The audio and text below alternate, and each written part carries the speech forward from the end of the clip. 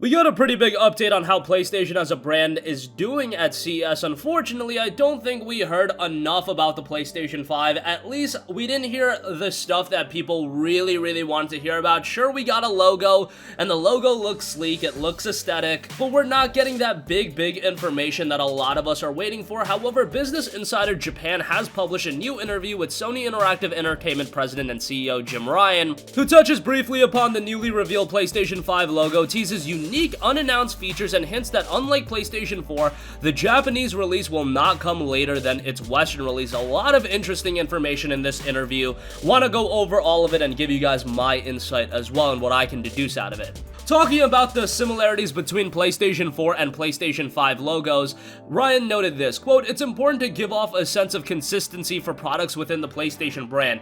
It's a must for anyone who sees the logo to immediately and positively think that's PlayStation. There are over 100 million PlayStation 4 owners. There is a community there. We have an obligation to keep them happy, interested, and absorbed in PlayStation." I think this is so important because it's so obvious to everyone. Going from PlayStation 4 to PlayStation 5, how do you identify that this is a new platform? Well, Sony has established the easiest way to do so. I think something that a lot of people do this out on is like these naming schemes for a lot of the Nintendo and Microsoft platforms. It does get a little bit wacky. I mean, Xbox Series X, I think the majority of people are going to be able to realize, all right, this is the next generation Xbox, but it does get a little wacky, and that was a big problem with Nintendo's Wii U. I remember leading up to the release of the Wii U, because the Wii was this platform that was so much catered towards casual gamers, there was this idea where people didn't know if the Wii U was a new platform, if it was an upgraded Wii. That issue absolutely exists. For PlayStation, that is inherently never an issue, because going from PlayStation 4 to PlayStation 5, okay, that's easy. Just like any movie sequel, Spider-Man 2 is the follow-up to Spider-Man 1. It's pretty simple to go with, and I think Sony has really lucked out that they've caught on with that naming scheme instead of going something a little bit more clever. The PlayStation 1, 2, 3, 4, 5 naming scheme, logo design, and everything in between, all of that presentation stuff has just absolutely worked, and I think people will sometimes undersell the importance of that, but Sony has really won out in terms of that. Speaking on the migration from PlayStation 4 to PlayStation 5, Jim Ryan noted, quote, "During the migration from PlayStation 4 to PlayStation 5, there will still be a great deal of PlayStation 4 users. That is very important, and we have an obligation to those users. In the same way we need to work out new appeals for PlayStation 5, this year will be tough, but special year for us compared to previous console releases." That's always going to be an imperative on what do you do with the last generation platform right after the release of the next generation platform, because it's always evident that the next generation platform, in this case the PS5, that is ultimately going to be at the forefront of Sony's business model, but the PS4 is still going to stick around for a little bit. I mean, you even look at the PlayStation 3 right after the PlayStation 4 was released, it was still getting some notable releases. Gran Turismo 6, Dark Souls 2, there were some games that were coming out on the PlayStation 3 that were very notable titles, and that was after the release of the PlayStation 4, so I imagine the same thing is going to happen with the PlayStation 4 after the release of the PlayStation 5, but obviously the majority of the focus is going to shift towards offering PlayStation 5 games. Here's something very interesting noted by Ryan on the unique appeals of PlayStation 5. Ryan noted, "Each time a new console is released, the processor and graphics improve. Those are enticing, of course, but we need to have special appeals as well. We have already confirmed the use of a solid-state drive. Having load times that are next to nothing is a major change. 3D audio and the haptic feedback support of the controller are also things that when you try them, you'll be surprised at how big of a change they are. Even just playing the racing game Gran Turismo Sport with a PlayStation 5 controller is a completely different experience. While it runs well with the previous controller, there is no going back after you experience the detailed road surface via haptic control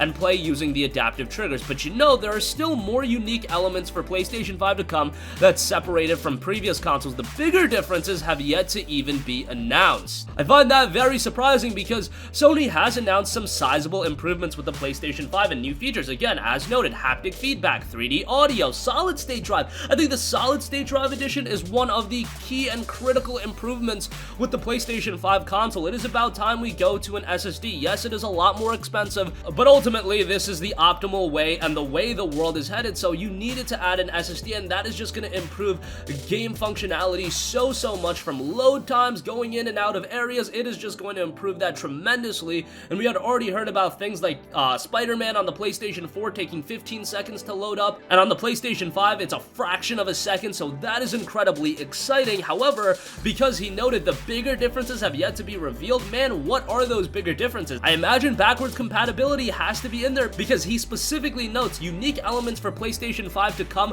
that separate it from previous consoles. So previous consoles, including PlayStation 3 and PlayStation 4, no backwards compatibility there. PlayStation 3 did for a little bit, but ultimately they got rid of that as well. And then PlayStation 4, they have PlayStation 2 on PlayStation 4 games that you can buy on the PlayStation Store, but they don't have full-on backwards compatibility. And obviously, you can't be playing PlayStation 3 games. So if we can get full backwards compatibility, yes, that is a major, major difference, and that is a bigger difference that I would say is even more important than, say, 3D audio and haptic feedback. Maybe not as important as an SSD, however, for some people, backwards compatibility is probably even more important than an SSD. However, I would argue that those people are only saying that because they haven't experienced the solid-state drive, nor do they understand how important the inclusion of a solid-state drive is. Nonetheless, I am not invaluing that backwards compatibility at a longer scale, going back to games on the PS2, PS3, hell, PS1.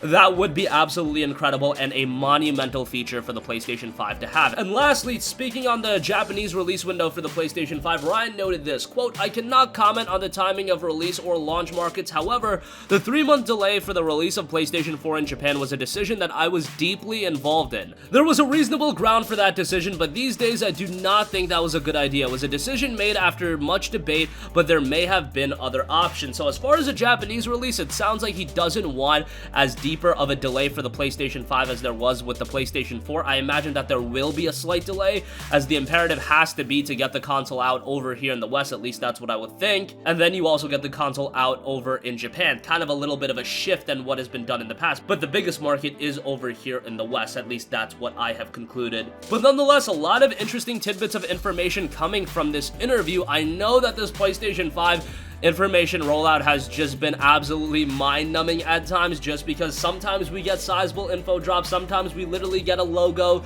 but that logo reveal is probably the most earth-shattering reveal we've had, and it ends up being the most liked gaming picture on Instagram ever. So for me to analyze any of this from a numerical and numbers standpoint would be a little bit foolish, because hey, a logo reveal is doing wonders for the awareness of the PlayStation 5, probably more so than the announcement of, say, a sizable SSD being included. Hey, a 1TB SSD is coming with the PlayStation 5. If Jim Ryan said that in an interview, it wouldn't be taken up with the level of attention that the PlayStation 5 logo reveal got, so it's kind of funny how things like that work. But nonetheless, that's gonna conclude this video. Sound off with all of your thoughts in the comment section down below. Thank you for watching, and goodbye.